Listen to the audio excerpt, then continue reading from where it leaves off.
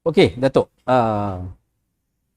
Sekiranya Datuk diberi peluang, diberi mandat yang besar lah, kita harap sekali lagi. Semestinya apa yang perlu Datuk Seri lakukan kali ini adalah lebih besar cabarannya kerana Johor memerlukan seorang arkitek untuk membangunkan rakyat ini daripada kemusnahan. Kita tinggalkan negeri Johor ini dengan megahnya, dihancurkan oleh Pakatan Harapan 22 bulan dan juga dihancurkan oleh wabak COVID-19. Dan ini memerlukan seorang arkitek untuk membangunkan semula bangsa ni. Ke mana Datuk Seri nak bawa? Ke mana hala tuju rakyat negeri Johor yang Datuk Seri nak bawa? Um, di awal perbualan kita, Dr. Azizan, saya menyentuh sedikit tadi tentang uniknya negeri Johor, tentang betapa bersyukurnya kita ni Johor berada di kedudukan yang amat strategik,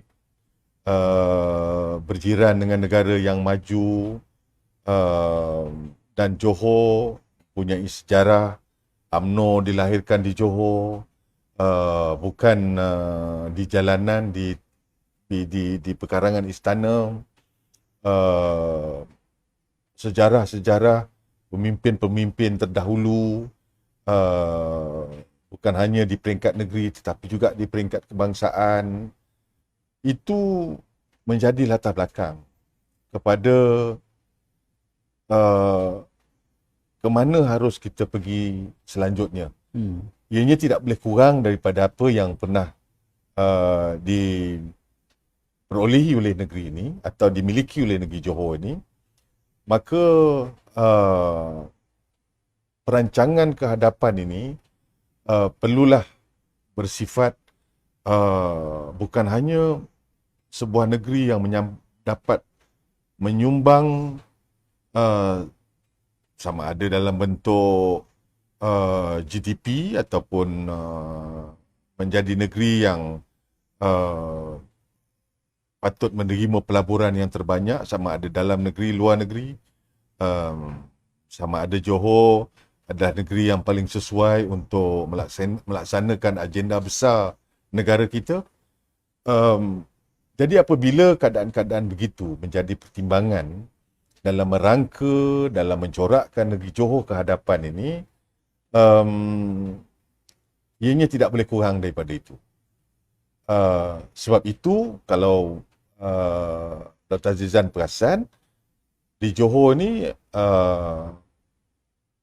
kerjasama antara negeri dan juga kerajaan pusat perlulah lebih akrab, perlulah ada adanya ke keseimbangannya.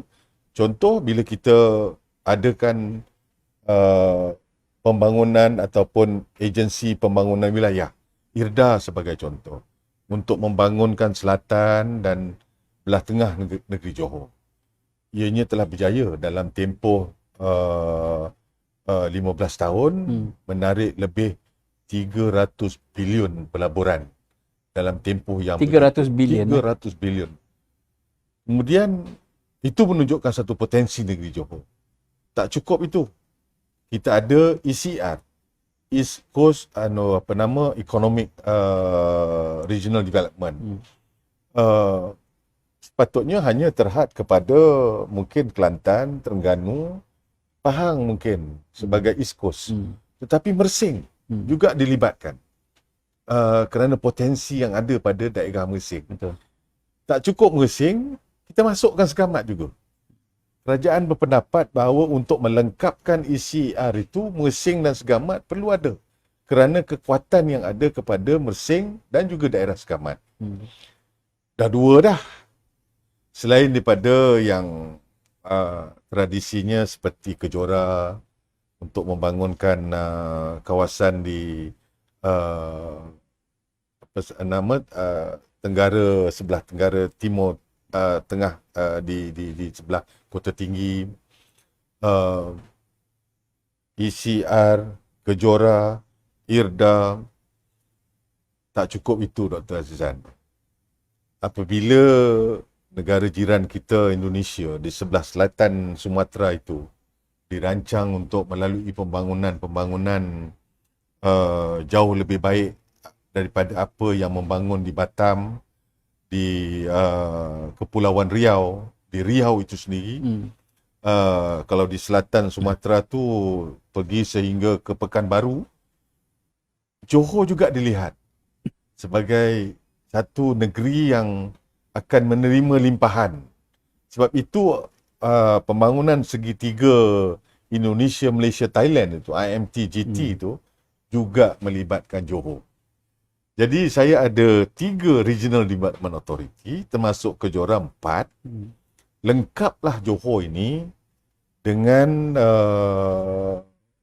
agensi-agensi pembangunan secara wilayah.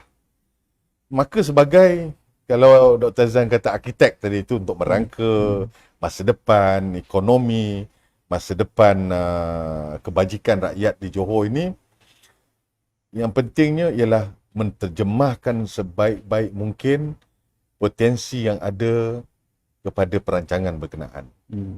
Contoh, kalau Batu Pahat itu ada pelabuhan barter trade-nya, jangan jadi pelabuhan barter trade yang separuh masa. Barternya pun tak berapa nak ada, trade-nya pun tak berapa nak berjaya, pelabuhannya jauh sekali, tapi dipanggil pelabuhan barter trade. Maka kerajaan perlu terjemahkan betul-betul. Seingat saya waktu zaman Datuk Seri Najib Tun Razak menjadi Perdana Menteri telah mengisytiharkan bahawa MUA, Bandar Perabot Malaysia, bukan Bandar Perabot Johor. Terjemahkan sebuah Bandar Perabot Malaysia yang betul-betul. Takkan nak jadi Bandar Perabot Malaysia kita masih ada lagi kilang perabot yang haram. Takkan kita masih lagi berdepan dengan masalah bekalan bahan-bahan perabot yang tidak dapat menjadikan industri perabot itu berkembang dan selayaknya diiktiraf sebagai Bandar Perabot Malaysia. Kalau saya pergi kepada di sebelah di sebelah Keluang, apa potensi dan kekuatan daerah Keluang itu sendiri? Kalau tidak dengan adanya stesen HSR, dari segi stesen kereta apinya yang begitu lama sebagai satu pusat tumpuan pembangunan, stesen yang besar ini double tracking juga berada di Keluang, dari Gemas ke Johor Bahru tu, maka kita harus lihat bagaimana stesen tersebut dapat memberi impak kepada kawasan persekitarannya. Harus kita rancang supaya ianya dapat faedah yang sewajarnya daripada adanya daerah lain tak dapat, Pontian tak dapat, Kota Tinggi tak dapat, Keluang dah dapat. Jadi bangunkanlah kawasan tersebut, cari jalan bagaimana kita dapat menarik pemaju-pemaju, kita dapat menarik pelabur-pelabur untuk membangunkan kawasan berkenaan. Jadi cukup menarik dalam tempoh 5 tahun ke hadapan untuk kita merancang, melaksanakan dan juga dapat memberi semula keyakinan kepada perniagaan-perniagaan, pelabur-pelabur untuk terus menambah pelaburan mereka, memperbaharui pelaburan mereka, menarik pelaburan-pelaburan baru datang. Dan selain daripada itu,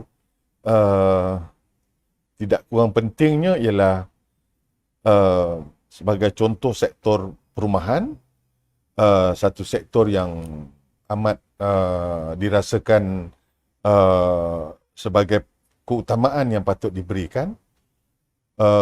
Saya telah menyemak semula dasar perumahan yang sedia ada. Maka walaupun saya diberi peluang yang singkat, tetapi alhamdulillah untuk merancangkan perancangan pembangunan perumahan di Johor ini, kita telah pun membentuk satu perbadanan kemajuan perumahan negeri Johor. Perbadanan ini akan berfungsi untuk melihat dasar-dasar yang sedia ada, malah merangka dasar perumahan ke hadapan untuk melihat mereka-mereka yang kurang berkemampuan, sama ada kita perlu perbanyakkan rumah transit, rumah-rumah yang boleh disewa milik, rent to own. Kita perlu mungkin perbanyakkan rumah-rumah yang saya kira dapat memenuhi permintaan M40 juga, keluarga-keluarga yang baru. Mereka perlu juga memiliki rumah-rumah yang bukan hanya sekadar ada, jangan tak ada, tapi yang lebih berkualiti, mempunyai kemudahan-kemudahan yang dapat memenuhi permintaan keluarga-keluarga yang kecil, keluarga yang kedudukan ekonominya itu berpotensi untuk lebih baik 5-10 tahun yang akan datang. Jadi rumah transit, rumah sewa kerajaan perlu dibanyakkan, skim rumah sewa milik perlu diperbanyakkan, dan tentunya rumah-rumah yang berkualiti ni harus juga mampu dimiliki oleh golongan M40. Saya baru saja selesai diberi taklimat tentang satu skim di mana perancangan perumahan itu tidak dibuat di mana yang rumah kos rendahnya satu kawasan. Rumah yang bernilai tinggi satu kawasan. Berasingan sungguh. Seolah-olah rakyat yang pendapatan rendah ni tak selayaknya bercampur. Jadi dengan beraninya pemaju itu cuba membuat satu pendekatan baru di mana rumah-rumah kos rendah ni juga dibina di sekeliling ataupun berada dalam kawasan rumah-rumah yang Elit. Itu satu konsep baru yang harus kita fikirkan. Itu drastik perubahan tu. Yes, that is very drastic. Dan mungkin itu sesuai untuk Johor. Kerana kalau begitu dibuat, tentunya pemaju ini telah membuat kajian pasaran. Bahawa kalau itu konsepnya, adakah pasaran, dan apabila mereka berani untuk melakukan, maka tentulah itu merupakan satu kelebihan, satu keunikan kepada kita di negeri Johor. Dan saya harap pemaju-pemaju lain juga akan menggunakan kaedah ini. Supaya jangan lagi kita asingkan mereka yang berada di layaknya untuk memiliki rumah kos rendah, maka perlulah mereka atau tersisih daripada pemilik-pemilik rumah-rumah yang berharga tinggi ini. Jadi itu antara beberapa pertimbangan, dan itulah yang akan saya lakukan sekiranya rakyat sekali lagi memberi mandat kepada Kerajaan Barisan Nasional untuk tempoh 5 tahun yang akan datang. Negeri Johor perlu terus kekal menjadi negeri yang mengambil sepenuh ruang dan peluang yang ada untuk kita bangunkan negeri dan rakyat ini untuk setaraf dengan negara-negara jiran kita. Itu menjadi sesuatu yang perlu dilakukan oleh seorang pemimpin.